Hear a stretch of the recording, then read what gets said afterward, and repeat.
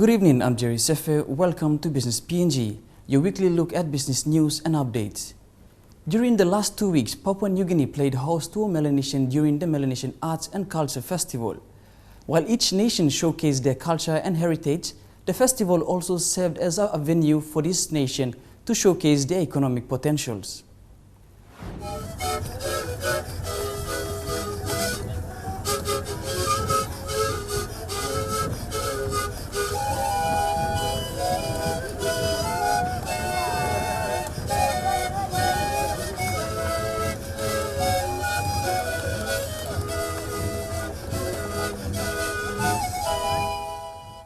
Papua New Guinea is the host of the 5th Melanesian Arts and Culture Festival with the participation of 4 other member countries, Fiji, New Caledonia, Solomon Islands and Vanuatu.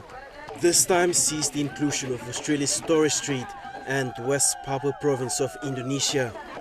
The Melanesian Arts and Culture Festival is not just about showcasing and performing cultural and traditional activities, but also an economic potential for participating provinces of Papua New Guinea and other Melanesian countries.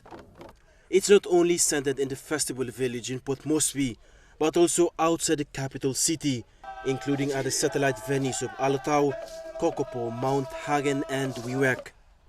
We took a tour around the festival village in Port Moresby and talked to some of these participants from Papua New Guinea and other Melanesian countries. The festival has helped to generate income or revenue for individuals and also groups. Different artifacts are sold at the stalls that portray people's identity, origin, province and their country. But the first sign is the flag, either provincial or national. It's an economic potential for many participants in the 5th Melanesian Arts and Culture Festival, selling artifacts to earn income. Thomas Nahone from CY District, Autonomous Region of Bougainville, travelled with the contingent to take part in this big international event. He travelled on his own expenses to be part of the event and sell the artifacts.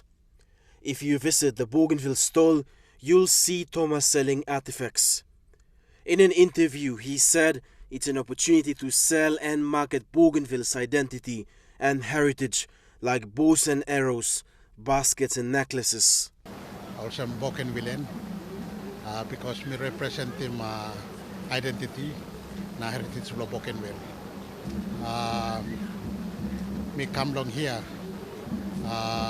Me come one time arts and crafts from Bougainville. You can look him long here now. Make out all this handcrafts where online from Bougainville is a walking. On the Medang stall, we caught up with Verbally Paul, who said the festival is the realization of the economic aspect, which locally made artifacts attract both local and overseas tourists. Featured in the Medang stall were the famous Medang Bilum from Karkar Island and the Bilbil clay pot. Kalsa Blonipla Island, time Mary Samarit Nupla, and me place away come and gamapim long head long end. So all man Mary, ilukim this la Mary Karem this Pabilum, emol Sawil Sam, Mary come long and Marit Nupla. Sampla walk blood this Pabilum, time Mary like Marit Lo Narapla, Nipla by Bila Simem, na by Nipla give him this Pabilum one time was some present and blood. All countryman na Mary by bring him this la Mary go along and by Martin this plama. Sampla time passing money sa come up this la Bilum me place away give him one time pig banana all that something long garden me place bring him one time this la Mary. And I said go give him some Mary.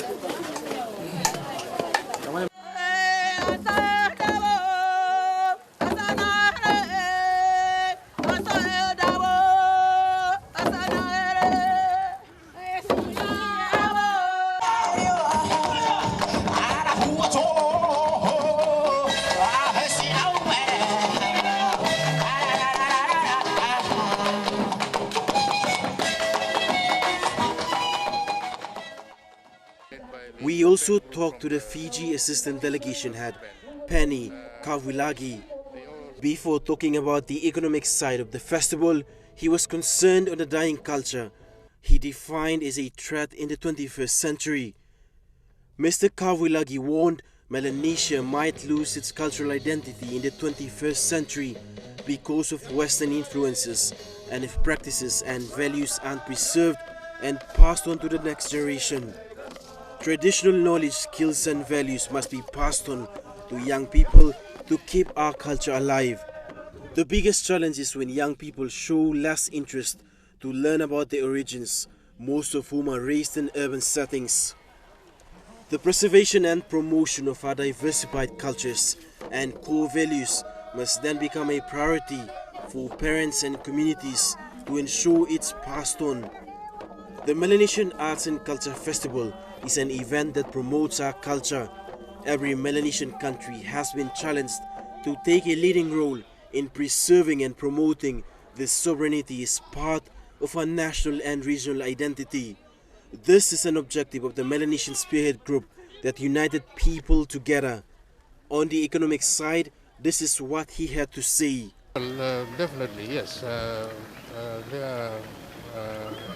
This is the challenges that we have is the westernization of our culture and tradition. But I am so thankful to this festival. It's a way of us to preserving our culture and our traditions that are unique to us. Because once we lose this, we lose our identity as well. And the most important thing for us is to transmit it to our younger generations. And this is a way of doing it through the festival.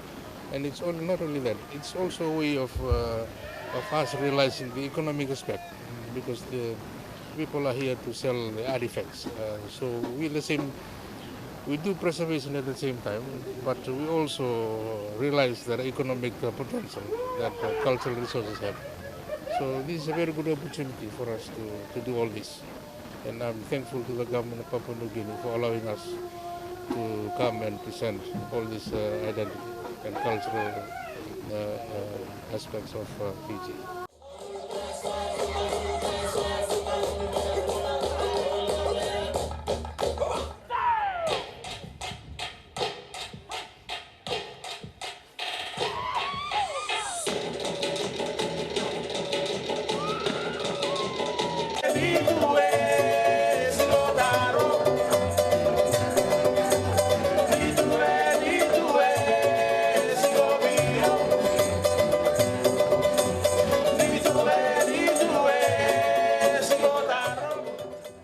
After the break, we take a look at the launch of the Investment Promotion Protection Agreement. Stay with us.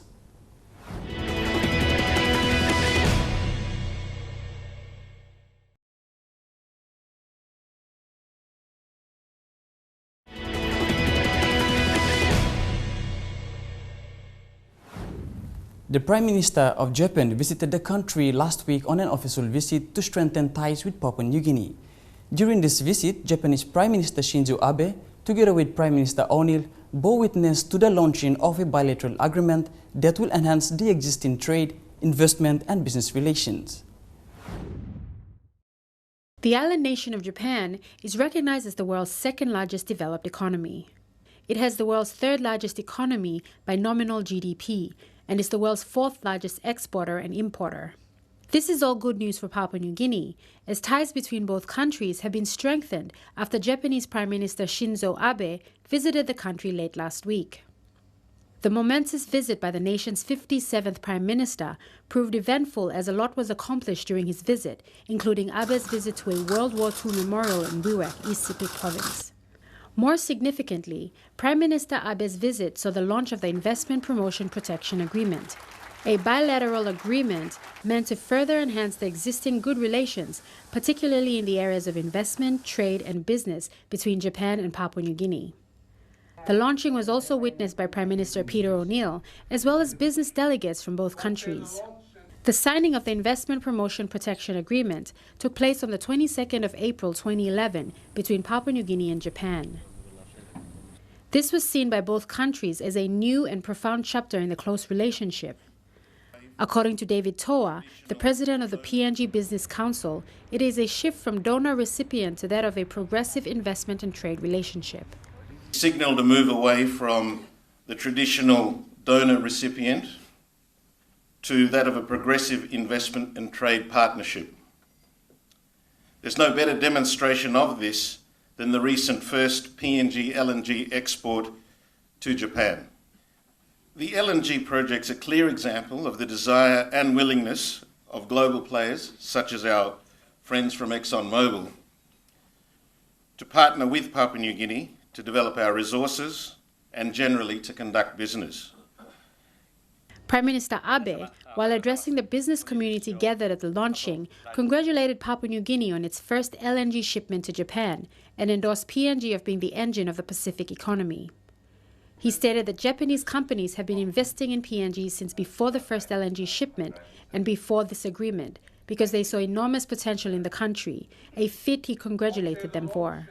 Those many Japanese companies who have traveled far to attend today's meeting have participated in projects here in Papua New Guinea even before the investment agreement came into effect this January.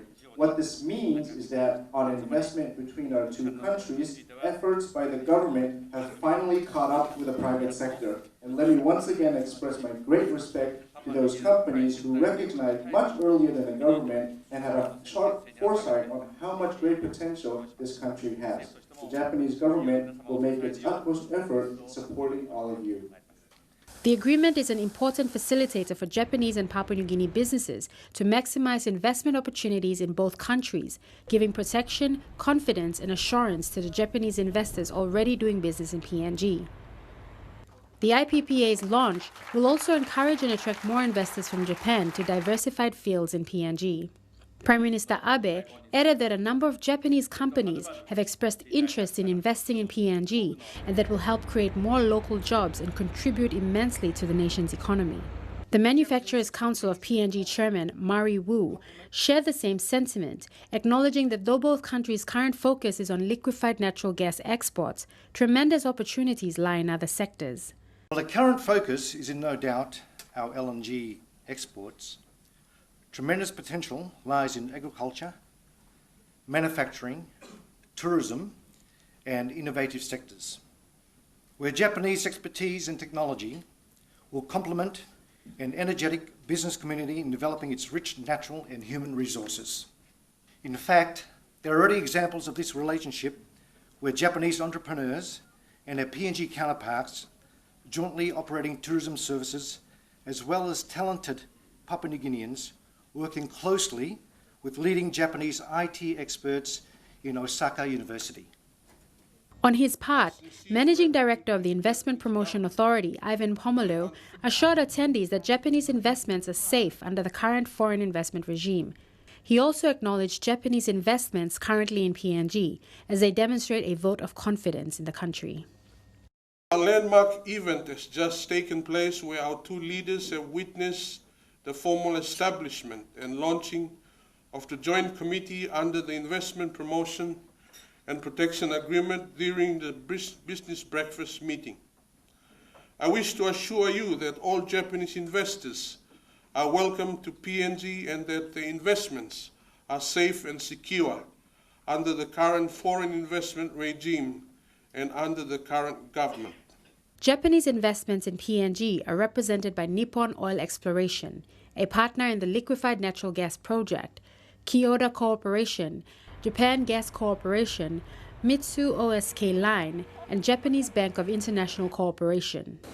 These companies have guaranteed investments worth billions of kina in the country. When we come back, we discover the latest happenings in the business world. Stay with us.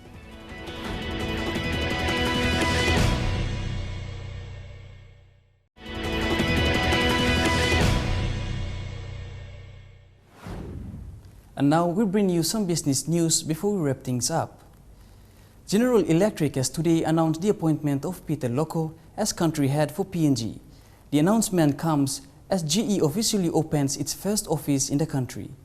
John Rice, GE Vice Chairman, officially opened the PNG office in Port Moresby yesterday. Mr. Loco will work with each of GE's industrial businesses to develop individual strategies for PNG. The company's operations in PNG builds on its involvement with the PNG LNG project. GE has been doing business in PNG since 1952. The government has welcomed the partnership between B-Mobile and Vodafone UK.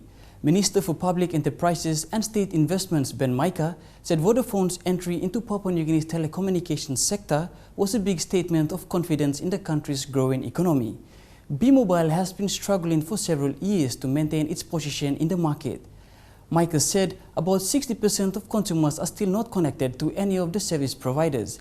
He said there were opportunities still available for extending telecommunications infrastructure by existing or new players in the telecommunications scene. B-Mobile Group CEO Sudan Ramamuti said Vodafone UK was the world's largest mobile carrier with 434 million customers across 78 markets. And that's the end of our show. For more business news, or if you would simply like to view this episode again, visit MTV online, that's mtv.com.pg/business. Until next week, have a pleasant evening. I'm Jerry Sefe and this is Business PNG.